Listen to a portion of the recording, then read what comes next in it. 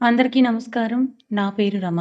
Agreement wife 46వ భాగం. రచయిత నీలిమ గారు. నానిని ఆ ఇంట్లో వాళ్ళందరూ అంత ప్రేమగా, అపురూపంగా, అనురాగాలతో చూస్తుంటే ఆమె మనసుకు ఒక సంతృప్తి, అంతకు మించి ఆనందం కలుగుతాయి. మనకి సొంతమైన వస్తువు తనకి దూరమైపోతుందనుకున్నప్పుడే అదే వస్తువు మళ్ళీ మన చెంతకు చేరితే మనకెంత ఆనందంగా ఉంటుందో ఇప్పుడు అమృత మనసు కూడా అంతే ఆనందంగా ఉంది.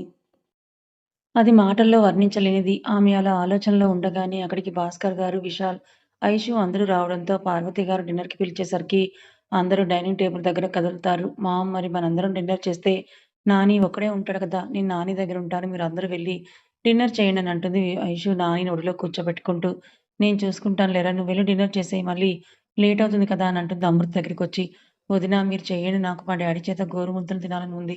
చాలా రోజులయిపోయిందని అంటూ భాస్కర్ గారి పక్కన చైర్ వేసుకొని కూర్చుంటుంది. ఒడిలో నానిని కూర్చోబెట్టుకొని, చాలా రోజుల తర్వాత కూతురు అడిగినందుకు కూతురికి గోరుముద్దలు తినిపిస్తూ, ఆయన కూడా భోజనం ముగిస్తారు. వాళ్ళిద్దరి వైపు తదేకంగా నాని చూస్తుంటే, "ఏవైంది నాని? ఎందుకలా చూస్తున్నావు?" అని అడుగుతుంది ఐషు. ఏమీ లేదన్నట్టుగా తల అడ్డంగా ఊపుతాడు. విశాల్‌కి అర్థమైంది నాని ఎందుకలా చూస్తున్నాడో. నాని ఇలా రా అని పిలుస్తాడు. ఒక చేత్తో తింటూనే, ఇంకో చెయ్యి చాపి చూపిస్తూ వాళ్ళ అత్త ఒడిలో నుంచి దిగి, విశాల్ దగ్గరికి వెళ్ళగానే నానిని డైనింగ్ టేబుల్ పైన కూర్చోబెట్టి అతని ప్లేట్‌లోది కలిపిన అన్నం ఒక ముద్ద తీసి నానికి తినిపిస్తాడు విశాల్. ఆ పసి మనసులో ఆలోచన విశాల్ గ్రహించాడు. భాస్కర్ గారు కూతురికి ప్రేమగా తినిపిస్తుంటే, వాడికి కూడా అలా ఎవరైనా తినిపిస్తే బావుండని అనిపించింది. ఆ చూపుకి అర్థం అదే అని విశాల్ గ్రహించాడు. పిలిపించి తినిపించాడన్నమాట. విశాల్ ముద్ద పెట్టగానే వాడి కళ్ళల్లో అంతులేని ఆనందం అక్కడున్న వాళ్ళందరి చూపును దాటిపోలేదు. ఇలా సరదా కబుర్లతో ఒకరికొకరు ప్రేమగా తినిపించుకున్న గోరుముద్దలతో అందరూ తృప్తిగా కడుపు నిండుగా భోజనాన్ని ముగిస్తారు. కాసేపు హాల్‌లో కూర్చొని కబుర్లు చెప్పుకొని ఎవరికి వాళ్ళు గదిలోకి వెళ్ళిపోతారు. అలసిన మనసులకి, కళ్ళకి విశ్రాంతిని ఇవ్వడానికి. ఏంటి మేడం అలా చూస్తున్నారు? ఇలా దొంగ చూపులు చూడడం ఎందుకు? డైరెక్ట్‌గానే చూడొచ్చు. ఇప్పుడు నువ్వేమీ లవర్ కాదు. సగర్వంగా నా భార్యవని అంటాడు విశాల్.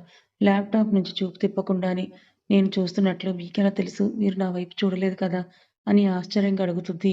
ఒక అరచెయ్యి తలకి అడ్డుగా పెట్టుకొని, ఒకవైపుకి పడుకొని ఉన్న అమృత మ్యాజిక్ నేను నిన్ను చూడకపోయినా నీ చూపులు నా మనసుకు గుచ్చుకుంటున్నాయని అంటాడు విశాల్. అప్పుడు తలెత్తి ఆమె కళ్ళలోకి చూస్తూ, ఆ కళ్ళకే దాసోహం అయిపోయింది పాప.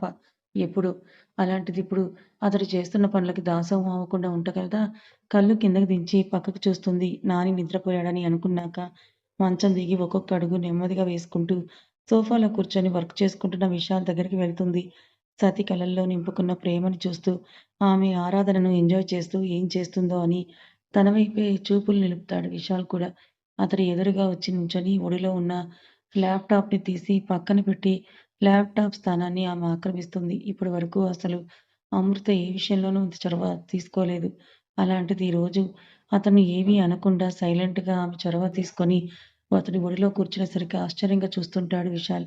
అతని మెడ చుట్టూ చేతులు హారంలా వేసి గుండెల్లో ఒదిగిపోతుంది. ఆమె మనసులో పట్టలేనంత ఆనందం ఆమెను ఉక్కిరిబిక్కిరి చేస్తుంటే దానికి విశాల్ కౌగిలిలో అతని సాంగత్యంలో స్వాంతన కలుగుతుందనుకుని అతడి కౌగిలిలో చేరిపోతుంది.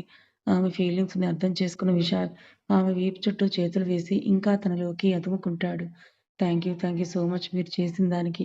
నేనేమిచ్చినా తక్కువే కానీ మీకివ్వగలిగే స్థానంలో నేను లేను. మీకు ఏమిచ్చి రుణం తీర్చుకోవాలో కూడా నాకు తెలియడం లేదని అంటుంది ఎంతో మార్దవంగా. ఏ పిచ్చి నీకు నాకు మధ్య రుణాలేంటి అని చిరుకోపంగా అంటాడు. అయినా నాకు కావాల్సింది, ఇవ్వాల్సింది నీ దగ్గర ఎందుకు లేదు చాలానే ఉన్నాయి. నాకు ఇష్టమైనది నీ దగ్గరే ఉంది. నువ్వు మాత్రమే ఇవ్వవలసింది చాలానే ఉన్నాయని ఇంటెన్స్‌డ్‌గా చూస్తుంటాడు. ఆమె చెవి దగ్గర గుసగుసగా అతని మాటల్లో అర్థం గ్రహించిన అమృత బుగ్గలు ఎరుపెక్కుతాయి. ఇదిగో నువ్విలా చీటికి మాటికి ముడుచుకుపోతుంటే మన పని తొందరగా అయ్యేటట్టు లేదు.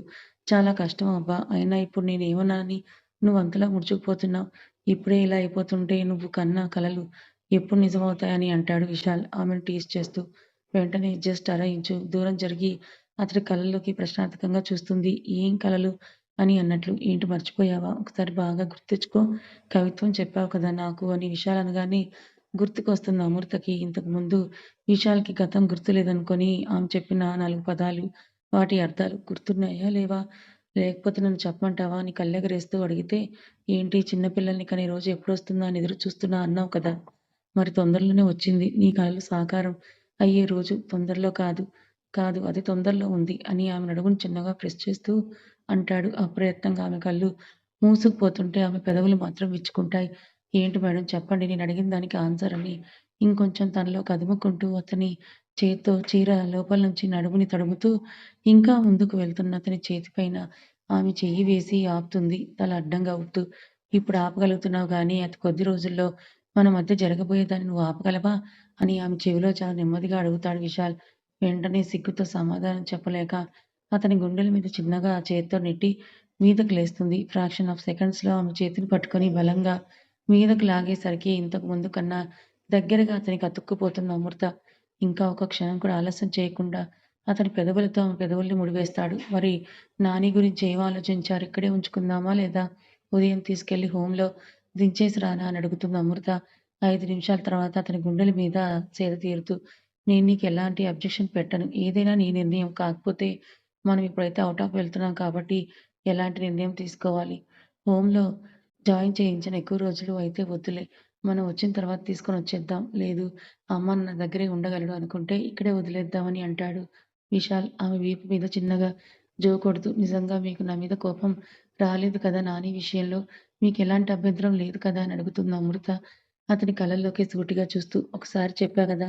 మళ్ళీ అన్ని సార్లు అనుమానపడతావెందుకు? ఇక్కడే నీ విషయంలో నాకు కోపం వస్తుందని" చిరుకోపంగా అంటాడు విశాల్. "అనుమానం అని కాదు. ఈ రోజున్నట్లు రేపు ఉండదు ఫ్యూచర్‌లో. మనకి కూడా పిల్లలు పుడతారు కదా! అప్పుడు నాని విషయంలో మీరేమైనా రిగ్రెట్ ఫీల్ అయితే ఎలా ఉంటుందా అని నేను ఆలోచిస్తున్నాను. అందుకే ముందుగానే ఒక క్లారిటీ ఉండాలి కదా! ఈ విషయంలో ముందు ముందు మనకెలాంటి గొడవలు రాకూడదని" అంటుంది అమృత. "ఫ్యూచర్‌లో మన పిల్లలు పుట్టాక గొడవలు రావడానికి ఏ విషయంలో వస్తాయని నువ్వు అనుకుంటున్నావు? సాధారణంగా డబ్బు విషయంలో, లేదంటే మనం ప్రేమని పంచడంలో వస్తూ ఉంటాయి. మనం ఏ పని చేయకుండా కూర్చొని తిన్నా తరగ నాస్తుంది కాబట్టి ఒక పిల్లాడిని పెంచుకోవడంలో తప్పేం లేదు. అంత ఇబ్బంది మనకుండదు. ఇంకా మన పిల్లల మీద ఉండే ప్రేమ ఈ బాబు మీద ఉండదని అనుకుంటున్నావా? నాకు ఫ్యూచర్‌లో తగ్గినా సరే నా భార్యకి తగ్గదు. ఎందుకంటే తనది ఆకాశమంత మంచి మనసని" అంటున్న విశాల్ మాటలకి ఆశ్చర్యంగా చూస్తోంది అమృత. పిల్లల మధ్య మనం వ్యత్యాసం చూపించడానికి 2 కారణాలున్నాయి. కానీ డబ్బు మనకి సమస్య కాదు. ఇంకా ఇంకొకటి మనకి పెద్ద ఆలోచించే పని లేదు. ఎందుకంటే నా భార్యది అందరిని ఒకేలా చూసే గుణం. ఒకవేళ పిల్లలు కొట్టుకున్న వాళ్ళని మాటలతో మరిపించి, అప్పటికప్పుడు ఆ వాతావరణం తేలికపరిచి, ఎలాంటి సిట్యుయేషన్‌లో అయినా సర్దుకుపోయే సామర్థ్యం నా భార్యకి ఉండగా, ఇలాంటి ఆలోచనలన్నీ దండగా అని అంటాడు విశాల్ ఆమె నుదుటి మీద నాట్యమాడుతున్న ముంగురుల్ని చెవి వెనక్కి సర్దుతూ. "సో, మన దగ్గర డబ్బుంది. ప్రేమని పంచే మనసుంది. మనకే కాదు మన ఇంట్లో వాళ్ళందరికి కూడా. కాబట్టి నువ్వు ఆలోచించే ఆలోచనలన్నీ వ్యర్థమని నా ఫీలింగ్" అని అంటాడు విశాల్. అమృత అడిగిన ప్రశ్నకు జవాబుగా అతను చెప్పింది కూడా కరెక్టే కాబట్టి ఇంకేమీ మాట్లాడలేక సైలెంట్‌గా ఉండిపోతుంది. "అవును మిమ్మల్ని ఒకటి అడుగుతాను నిజం చెప్తారా?" "కేవలం నిజమే చెప్పాలని" అంటుంది మళ్ళీ ఆమెకొచ్చిన సందేహాన్ని నివృత్తి చేసుకోవడానికి. "ఏంటి నువ్వు పెళ్ళై పట్టుకుని 10 రోజులు కూడా కాలేదు. మొగుడుతో మాట్లాడాల్సిన మాటలా అవి ఇవి" కళ్ళు చిన్నవి చేసి చిరుకోపంగా అంటాడు విశాల్. "అబ్బో! అయ్యగారికి ఏం తక్కువయ్యాయంట. ఇప్పుడే కదా లంచం తీసుకున్నారు. ఇంకా అసలైంది మొదలే పెట్టలేనప్పుడు ఇంకేమి ఇవ్వాలి" అని అంతే అల్లరిగా కళ్ళెగరేస్తూ అంటుంది అమృత. "నువ్వేడుస్తావని నేనంతకు మించి ఎక్కువ చేయలేకపోతున్నాను. లేదంటే ఈ పాటికి మనం ఇక్కడ కాదు బెడ్ మీద ఉండేవాళ్ళం" అని చిలిపిగా కన్నుగీటుతూ అంటాడు విశాల్. "ముందు నేను అడిగిన ప్రశ్నకు సమాధానం చెప్పండని" అంటుంది. అతడి వాడి చూపుల వేడికి తట్టుకోలేక కళ్ళు కిందకు వాల్చేసి "సరే ఏంటది" అని అంటాడు విశాల్. ఆమె నుంచి చూపు తిప్పకుండానే "మీరు ఇందాక కింద మామయ్య గారు అడిగినప్పుడు నిన్నెలా పట్టుకున్నారు? నేను అక్కడే ఉన్నానని ఎలా తెలిసిందో చెప్పారు. కానీ నాకు అక్కడ ఏదో లాజిక్ మిస్ అవుతుందని" అనుమానంగా చూస్తూ అడుగుతుంది అమృత. "ఏ లాజిక్ మిస్ అయింది? అంతే కదా! అదే జరిగిందని" అంటాడు విశాల్. "జరిగింది అదే కావచ్చు కానీ నన్నెలా ట్రేస్ చేసి పట్టుకున్నారు?" "ప్రసాద్ అన్నయ్యతో కలిసి నా ఫోన్ ఇంట్లోనే ఉంది కాబట్టి నా ఫోన్ నంబర్ నుంచి ట్రేస్ అయ్యే అవకాశం లేదు. ఇంకా ఆ స్టూపిడ్ ఫెలో నుంచి అంటే వాడి ఫోన్ నంబర్‌తో ట్రేస్ చేసే అవకాశం ఉండదు. ఎందుకంటే అంత ప్లాన్ చేసిన వాడు వాడి ఫోన్ నంబర్స్‌ని ట్రాక్స్ చేస్తారని ఆలోచన కూడా లేకుండా ఉంటాడా? ఇంకో సిమ్ పెట్టుకొనుంటాడు. కాబట్టి 2 దారులు లేనప్పుడు ఇంకెలా ట్రేస్ చేశారు మీరని లాజిక్ పాయింట్ తీస్తూ అడుగుతుంది అమృత. "పర్వాలేదు. బాగానే ఆలోచించావు. Not bad. నా శ్రీమతికి చదువు లేదు కానీ తెలివి మాత్రం ఎక్కువగానే ఉంది.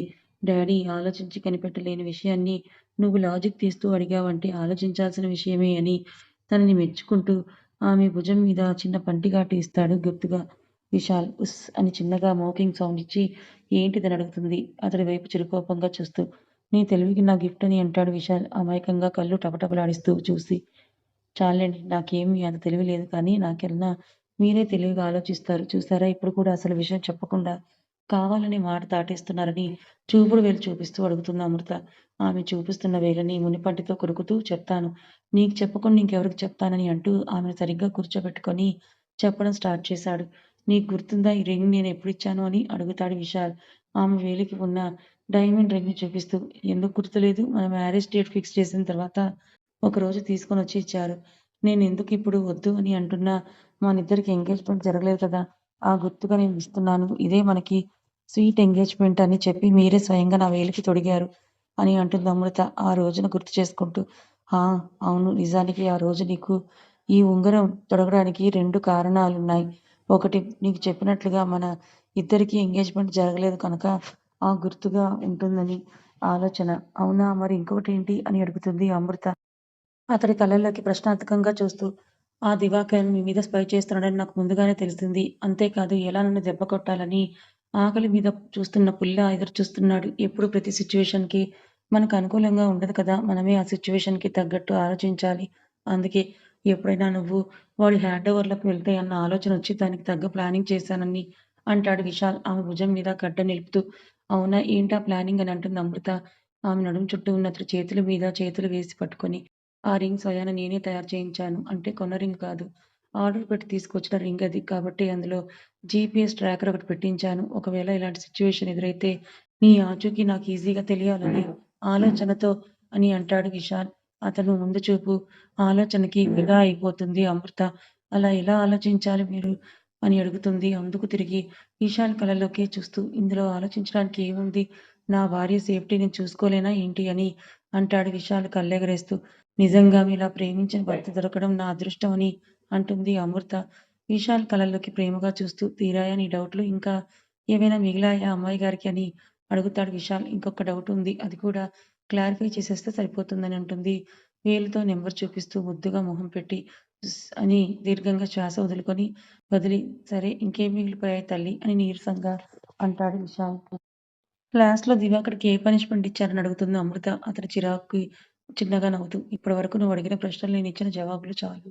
కానీ ఇదే కంటిన్యూ చేస్తే ఇది మన పర్సనల్ రూమ్‌లా కాకుండా టీచర్ స్టూడెంట్ క్లాస్‌లా కనిపిస్తుందని అంటూ ఆమెకు మాట్లాడే అవకాశం ఇవ్వకుండా తనని తీసుకొని వెళ్లి బెడ్ మీద పడేస్తాడు. ఏంటిదనే మాట ఆమె నోటి నుంచి బయటకొచ్చేలోపే ఆమె మీద వాలి తను మాట్లాడకుండా మరొకసారి పెదవుల్ని లాక్ చేసేస్తాడు విశాల్. ఏంటిది అర్థమవుతోందా? ఇంత లేట్‌గానా వచ్చేది? ఇప్పటి వరకు ఎక్కడ తిరిగావని అప్పుడే వచ్చిన సుప్రజ మీద అరుస్తూ అడుగుతుంది కాంతం. ఏమీ మాట్లాడకుండా అసలక్కడ ఒక మనిషి ఉన్నదని కూడా పట్టించుకోకుండా తన రూమ్‌కి వెళ్ళిపోతుంది నేరుగా. ఏంటి ఇది నేను గొంతు చించుకొని మరి అరుస్తుంటే విని విననట్టు వచ్చేస్తావేంటి? టైం ఎంత అవుతుందో తెలుసా? 11 దాటుతోంది. ఇప్పటి వరకు ఎక్కడి నుంచి వచ్చావు అసలు? ఇంత లేట్‌గా ఎందుకొచ్చావు? ఎప్పుడూ ఇలా రాలేదు కదా! కనీసం నాకు లేట్ అవుతుందని ఫోన్ కూడా చేసి చెప్పలేదు. ఎక్కడికి వెళ్ళావు? ఏమైనా మాట్లాడని ఫ్రెష్ అవ్వడానికి వాష్‌రూమ్‌కి వెళ్ళిపోతున్న సుప్రజ చెయ్యి పట్టుకొని వెనక్కి లాగుతూ కోపంగా అంటుంది కాంతం. అబ్బా! ఏంటమ్మా నీ నస? ఇప్పటి వరకు ఫ్రెండ్‌తో బయటికి వెళ్ళాను. చిన్న పార్టీ ఉంటే చూసుకొనొచ్చాను అని నోటికొచ్చిన అబద్ధం చెప్పేస్తుంది సుప్రజ. ఏంటి పార్టీనా? నమ్మొచ్చా? ఇంతకెవరా ఫ్రెండ్ అని అనుమానంగా చూస్తూ అడుగుతుంది కాంతం. నీకు తెలుసు కదా నా బెస్ట్ ఫ్రెండ్ రవలి. ఈరోజు దాని పుట్టినరోజు పార్టీ ఇమ్మని మేమే అడిగేసరికి తప్పక తీసుకొని వెళ్ళింది హోటల్‌కి. అందుకే కొంచెం లేట్ అయింది. నీకు ఫోన్ చేద్దాం అనుకుని ఏదో అలా మాటల్లో పడిపోయి మర్చిపోయానని వాళ్ళ అమ్మ నమ్మేటట్లుగా చెప్తుంది సుప్రజ. అవునా! అయితే ఏది నీ ఫ్రెండ్‌కి ఫోన్ చెయ్యి ఒకసారి అన్న కాంతం మాటలకి ఉలిక్కిపడి చూస్తుంది సుప్రజ. ఇప్పుడెలా తప్పించుకోవాలని అనుకుంటూ. ఏంటి ఏం ఆలోచిస్తున్నావు? చెయ్యి ఫోన్ అని ఇంకొంచెం గట్టిగా కాంతం అంటుంది. కూతురి మీద అప్పటికే ఉన్న అనుమానం బలపడుతుంటే. అబ్బా! అమ్మ ఏంటి నీ నస? ఇప్పుడు టైం ఎంతయింది? ఇప్పటి వరకు చేతిలో ఫోన్ పట్టుకొని కూర్చుంటారా ఏంటి? మనకంటే కొంచెం దూరం కాబట్టి నేనొచ్చేసరికి ఈ టైం అయింది. వాళ్ళు ఇప్పటికి ఇంటికి వెళ్ళిపోయి ఉంటారు. పడుకునే ఉంటారు. ఇప్పుడు అవసరమా? కావాలంటే రేపు ఉదయాన్నే ఫోన్ చేసి నీతోనే మాట్లాడిస్తా. నీ అనుమానాన్ని తీరుస్తా సరేనా? అని అప్పటికప్పుడు వాళ్ళ అమ్మకు భరోసా ఇచ్చేస్తుంది. సుప్రజ చెప్పింది కూడా నిజమే అనిపించి, అప్పటికే టైం చాలా లేట్ అవ్వడంతో ఇంకేం మాట్లాడలేక, రేపు మాత్రం నాతో మాట్లాడించాలి. లేకపోతే ఇప్పటి వరకు నా నిజ స్వరూపం తెలియలేదు నీకు. ఇక ముందు చూపిస్తాను. ఈ కాంతం అంటే ఏంటో నా మాట గనక వినకపోతే అని మంగమ్మ శబ్దం చేస్తూ అక్కడి నుంచి వెళ్ళిపోతుంది. హమ్మయ్య! ఇప్పటికైతే తప్పించుకున్నానురా బాబోయ్! అని భారంగా నిట్టూరుస్తుంది సుప్రజ. నాన్న విశాల్ ఒకసారి ఇలా రా నీతో కొంచెం మాట్లాడాలని జిమ్ రూమ్‌కి వెళ్తున్న విశాల్‌ని పిలుస్తారు భాస్కర్ గారు. వెళ్ళేవాడిలా ఆగి గుడ్ మార్నింగ్ డాడ్ అని అంటూ వచ్చి, ఏంటి డాడ్ అని అడుగుతాడు. అతని ఎదురుగా కూర్చుంటూ గుడ్ మార్నింగ్ నాన్న అని చిరునవ్వుతో బదులుగా అంటారు. భాస్కర్ గారు కూడా ఏం లేదు నైట్‌కి రాని వాళ్ళున్నారని ఇంక నేనేం అనలేదు కానీ, మా నాని గురించి ఏం ఆలోచించావు? అని ఇంట్లోనే ఉంటాడా? లేక ఇంకేదైనా ఆలోచించావా? అని అడుగుతారు భాస్కర్ గారు డైరెక్ట్‌గా పాయింట్‌కొస్తూ. I don't know dad. ఈ విషయంలో అయితే అమ్ము నీ ఫైనల్ డెసిషన్ చెప్పేసాను. మరి తానేం ఆలోచిస్తుందో నాకైతే తెలీదు. ఇది మాకైతే టుడే ఈవినింగ్ ట్రిప్ ఉంది. అప్పటి వరకు హోమ్‌లో ఉంటాడు. ఆ తర్వాత అటు నుంచి వచ్చాక ఏం చేయాలన్నది అమ్ము డిసైడ్ చేస్తుంది. దాన్ని బట్టే ఫైనల్ చేద్దాం అంటాడు విశాల్. ఓకే అయితే ఇప్పుడు ఈ విషయంలో అమ్ముది ఫైనల్ డెసిషన్ అన్నమాట. మేబీ తను ఇక్కడే ఉంచుదాం అంటుందేమో అని ఆలోచిస్తూ అంటారు భాస్కర్ గారు. ఎనీథింగ్ రాంగ్ డాడీ ఇక్కడ ఉంచితే మీకేమైనా అభ్యంతరం ఉందా? అని అడుగుతాడు విశాల్ సూటిగా.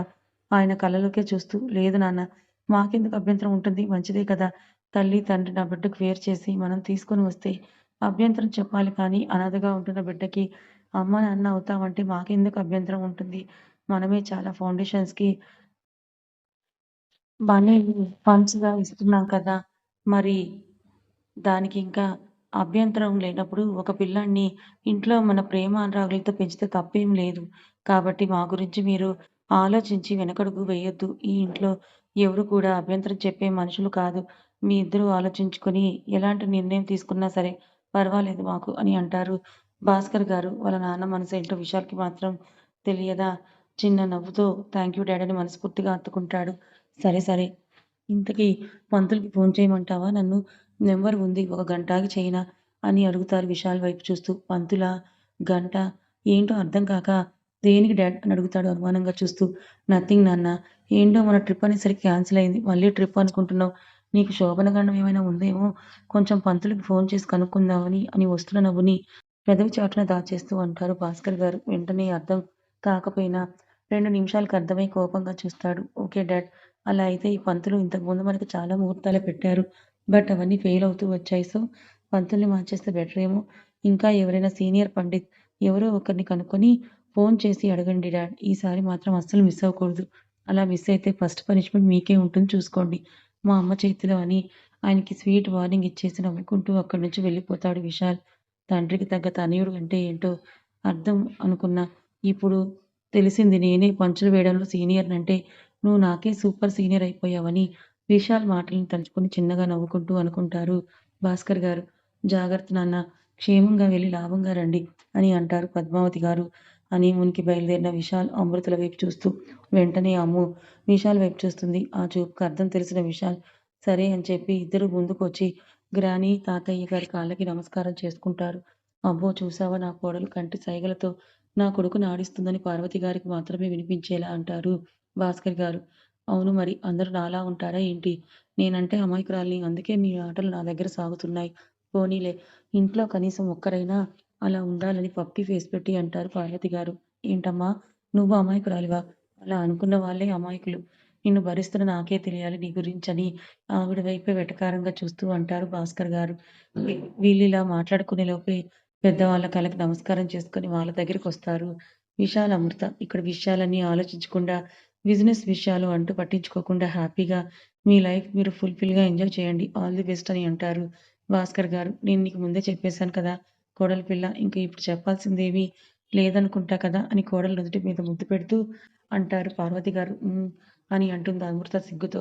ఇంకేం మాట్లాడలేక సరే సరే మనం కబుర్లలో పడితే ఎంత టైం అయినా సరే తెలియదు కానీ ఫ్లైట్‌కి లేట్ అవుతుందని బయలుదేరండని అంటారు భాస్కర్ గారు. అందరికీ చెప్పి చివరిగా నాని దగ్గరికొచ్చి, నాని వాళ్ళతో జాగ్రత్తగా ఉండు.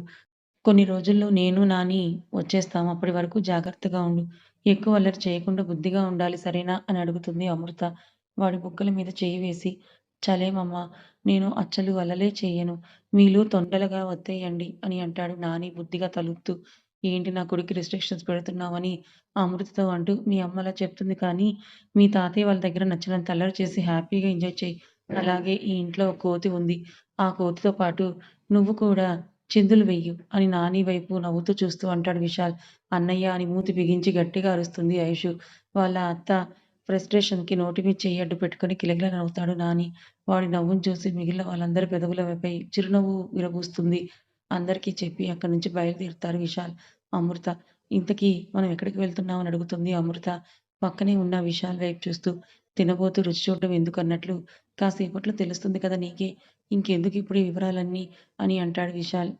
వీళ్ళ మాటల్లో ఉండగానే కారు ఎయిర్‌పోర్ట్‌లో ఆగుతుంది. ఇద్దరూ లగేజ్ తీసుకొని లోపలికి వెళ్తారు. కృష్ణ, భాస్కర్ గారు, చైతు వాళ్ళు ఎయిర్‌పోర్ట్‌కొస్తామన్నా వద్దని విశాల్ చెప్పడంతో వీళ్ళిద్దరే వస్తారు డైరెక్ట్‌గా. పాస్‌పోర్ట్ చెకిన్ చేసుకొని వాళ్ళ కోసం రన్‌వే మీద రెడీగా ఉన్న ఫ్లైట్‌లోకి ఎక్కుతారు. అదేంటి మనం తప్ప ఎవరూ లేరని అడుగుతుంది అమృత సీట్‌లో కూర్చొని చుట్టూ చూస్తూ. ఇది మన ఓన్ ఫ్లైట్ కాబట్టి మనమే ఉన్నామంటాడు విశాల్ సీట్ బెల్ట్ పెట్టుకుంటూ. అమృతకు కూడా దగ్గరుండి సీట్ బెల్ట్ అతనే పెడతాడు.